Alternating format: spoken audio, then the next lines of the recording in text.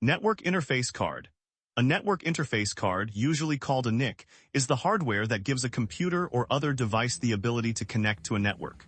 Early network cards appeared as expansion boards for computers, while modern NICs are often built directly into the motherboard or device. A NIC can provide a wired Ethernet connection or a wireless connection through Wi-Fi. It handles the sending and receiving of network frames and has a unique MAC address used for communication on the local network. Without a NIC, a computer has no normal way to communicate with other network devices. Repeater. A repeater is a simple device that receives a weakened network signal and regenerates it before sending it farther. It became important when networks needed to cover distances greater than a particular cable or transmission medium could reliably support. Repeaters work mainly at the physical layer, dealing with signals rather than understanding the data itself. They do not decide where traffic should go. Their job is simply to extend the usable distance of a network connection. Hub. A hub is a basic networking device that connects multiple devices within the same local network. When a hub receives a signal from one port, it repeats that signal through its other ports. Because every connected device receives the traffic, hubs can create unnecessary network traffic and collisions. They were common in early Ethernet networks, but modern networks have almost completely replaced them with switches. Hubs are still useful to understand because they show how simple shared Ethernet networks originally worked. Bridge. A bridge connects two network segments and controls which traffic needs to cross between them. Bridges became useful as Ethernet networks grew and needed to be divided into smaller sections. Instead of blindly forwarding every frame, a bridge examines MAC addresses and can keep local traffic within its own segment. Modern switches essentially perform the same basic job on a much larger scale, which is why bridges are now mostly encountered as a networking concept or as software functionality. Switch. A switch is one of the most important devices in a modern local area network. It connects computers, printers, servers, access points, and other Ethernet devices, then forwards frames only toward the appropriate destination port. A switch learns MAC addresses by observing where devices are connected and builds a forwarding table from that information. Unlike a traditional hub, it allows devices to communicate efficiently without sending every frame to every port. Managed switches can also provide features such as VLANs, link aggregation, traffic monitoring, and security controls. Router. A router connects different networks and decides where IP packets should go. Unlike a switch, which primarily connects devices inside a local network, a router can connect a home network to the internet or connect multiple separate networks inside a company. Routers examine destination IP addresses and use routing tables to select a path for packets. The basic idea dates back to the early development of interconnected computer networks, where forwarding traffic between separate networks became essential. Today, routing is one of the foundations of the internet. Wireless access point. A wireless access point, or WAP, allows wireless devices to connect to a wired network using Wi-Fi. It creates a wireless local area network and communicates with phones, laptops, tablets, and other Wi-Fi devices through radio signals. In larger organizations, multiple access points can be installed throughout a building, so users can move between areas while remaining connected. Home Wi-Fi routers commonly contain an access point, but in business networks the access point is often a separate device connected to a switch. Modem.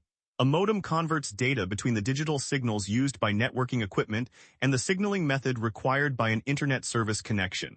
The word modem comes from modulator and demodulator, reflecting its original job of converting digital data into signals and converting received signals back again. Early modems were designed for telephone lines and operated at very low speeds compared with modern connections. Today, cable, DSL, fiber, and cellular technologies use different forms of network termination equipment, although the term modem is still commonly used for many consumer internet devices. Gateway. A gateway is a device or system that provides a connection between networks or systems that may use different communication methods. In everyday networking, a default gateway is usually the router that a device sends traffic to when the destination is outside its local network. The concept is broader than a normal router because a gateway can also translate between different protocols or network environments. Gateways are therefore important at the boundaries between different networks. Firewall. A firewall controls network traffic according to security rules. It can allow legitimate connections while blocking traffic that should not be permitted. Firewalls can exist as dedicated hardware appliances, software running on computers or servers, or features built into routers and other network equipment. Modern firewalls can inspect much more than simple IP addresses and ports, including connection states and application-level traffic. They form an important security boundary between trusted and untrusted networks. Proxy server. A proxy server acts as an intermediary between a client and another server. Instead of connecting directly to a destination, the client sends a request to the proxy, which then communicates with the destination on the client's behalf. Organizations have used proxies for caching, access control, monitoring, and security for many years. A proxy can reduce repeated bandwidth usage when cached content is available, while filtering proxies can restrict access to certain types of websites or traffic. Load balancer. A load balancer distributes incoming network requests across multiple servers. This becomes important when a single server cannot handle all incoming traffic, or when a service needs to remain available even if one server fails. A load balancer can use different methods to decide where each connection or request should go, such as distributing traffic evenly or considering the current health and workload of each server. Large websites, cloud platforms, and online applications commonly use load balancing to improve performance and reliability. Network Address Translation Gateway. A network address translation gateway, commonly called a NAT gateway, allows multiple devices using private IP addresses to communicate with external networks through one or more public IP addresses. This became especially important as organizations and homes needed to connect large numbers of devices, while public IPv4 addresses were limited. The gateway modifies address information as traffic passes between the private and public sides. Most home routers perform NAT automatically, making it almost invisible to everyday users. Wireless router. A wireless router combines several networking functions into one consumer device. It typically includes a router, Ethernet switch, wireless access point, firewall, and NAT functionality. This combination made home networking much simpler because one box could connect wired and wireless devices to the internet. When a phone connects to home Wi-Fi and reaches a website, the wireless router may handle nearly every networking step between the phone and the internet connection. Network-attached storage. Network-attached storage, or NAS, is a specialized device that provides shared storage over a network. Instead of keeping files on one computer, users can store them on the NAS and access them from multiple authorized devices. NAS systems became popular for homes, offices, media storage, backups, and centralized file management. Many modern NAS devices also provide additional services such as automated backups, media streaming, user management, and remote access. Print server. A print server connects printers to a network so multiple computers and users can access them. Older print servers were often dedicated hardware devices that connected a printer to Ethernet, while modern printers frequently include networking capabilities themselves. The print server receives print jobs from clients and manages communication with the printer. In offices, this allows many users to share centralized printers without connecting each computer directly to the printer. VPN gateway. A VPN gateway establishes and manages secure virtual private network connections between networks or remote users. It encrypts traffic so that information can travel securely across an untrusted network such as the public internet. Businesses commonly use VPN gateways to connect remote offices or allow employees to securely access internal resources from outside the organization. Modern VPN gateways can support large numbers of encrypted connections and multiple VPN technologies. Repeater hub. A repeater hub combines the basic idea of signal regeneration with the multiport behavior of a hub.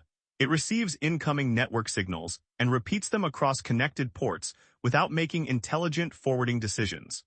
These devices belong largely to earlier generations of Ethernet networking and have been replaced by switches in modern networks. Understanding them helps explain why Ethernet networks moved from shared communication toward switched communication. Layer 3 switch. A Layer 3 switch combines high-speed switching with routing capabilities. Traditional switches primarily forward traffic using MAC addresses, while Layer 3 switches can also make forwarding decisions using IP addresses. They are particularly useful inside large networks where different VLANs or subnets need to communicate efficiently. Instead of sending every internetwork packet to a separate router, a Layer 3 switch can perform much of the routing directly. Multi-layer switch. A multi-layer switch can make forwarding and policy decisions using information from several networking layers. Depending on its design, it may combine Ethernet switching, IP routing, security controls, quality of service features, and other functions. These devices are common in enterprise networks because they can handle large amounts of traffic while reducing the number of separate appliances required.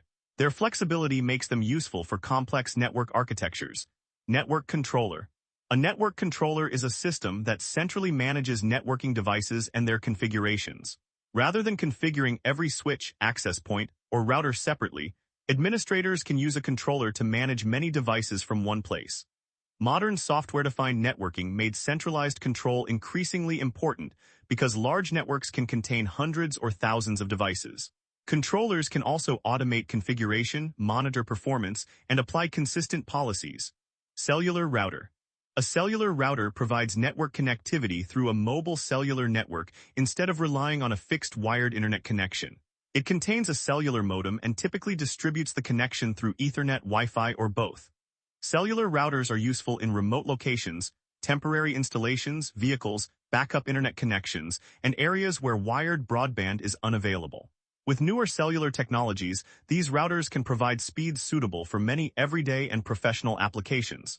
Content Delivery Network Edge Server. A Content Delivery Network Edge Server is a network-connected server positioned closer to users than the main origin server.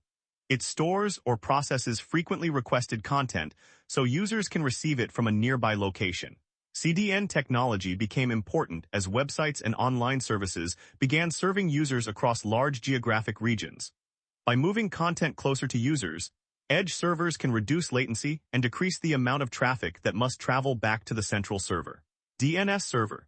A DNS server translates human-readable domain names into IP addresses and can also provide other DNS information. When a user enters a domain name into a browser, the device may contact a DNS resolver to discover which server should receive the request. DNS became essential as internet users could no longer realistically remember numerical IP addresses for every service.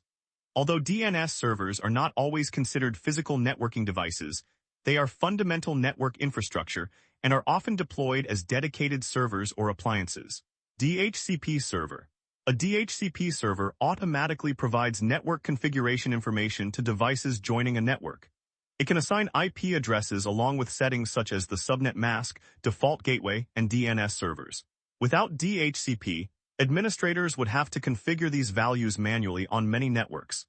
DHCP became a practical way to automate address management as networks grew from a few computers to large collections of connected devices. Wireless LAN controller.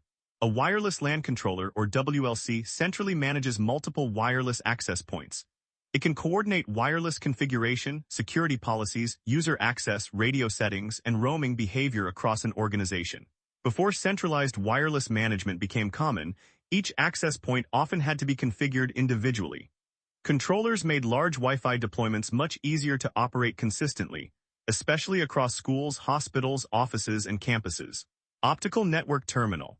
An optical network terminal, or ONT, converts the optical signals used by a fiber internet connection into electrical Ethernet signals that local networking equipment can use.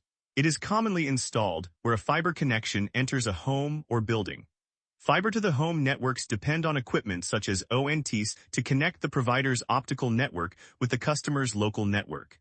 Some internet providers combine the ONT with routing and Wi-Fi functions, while others provide it as a separate device. Media converter. A media converter connects network segments that use different physical transmission media. A common example is converting between copper Ethernet and fiber Ethernet.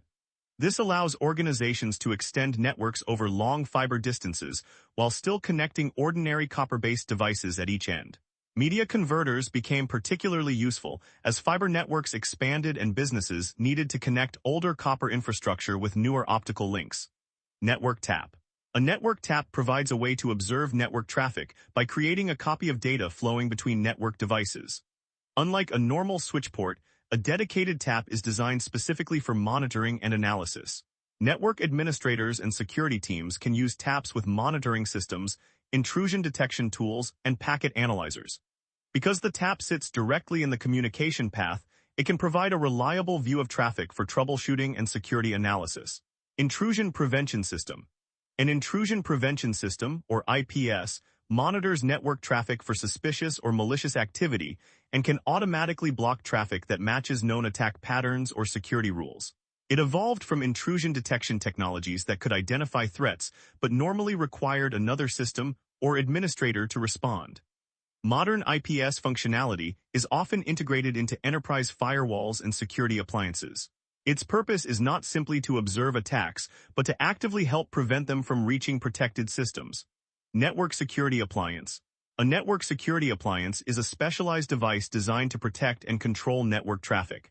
Depending on the model, it may combine firewalling, intrusion prevention, VPN services, malware inspection, web filtering, and other security functions. These appliances became increasingly important as business networks connected to the public internet and faced a growing range of threats. Instead of using many separate devices, organizations can often centralize several security functions in one platform. VoIP Gateway. A voice-over Internet Protocol gateway connects traditional telephone systems with IP-based networks. It can convert voice traffic between older telephone technologies and modern packet-based communication. VoIP gateways became important as organizations moved from traditional phone infrastructure toward internet-based calling while still needing to use existing telephone equipment. They allow older systems and newer IP systems to operate together. Protocol Gateway. A protocol gateway translates communication between systems that use different protocols.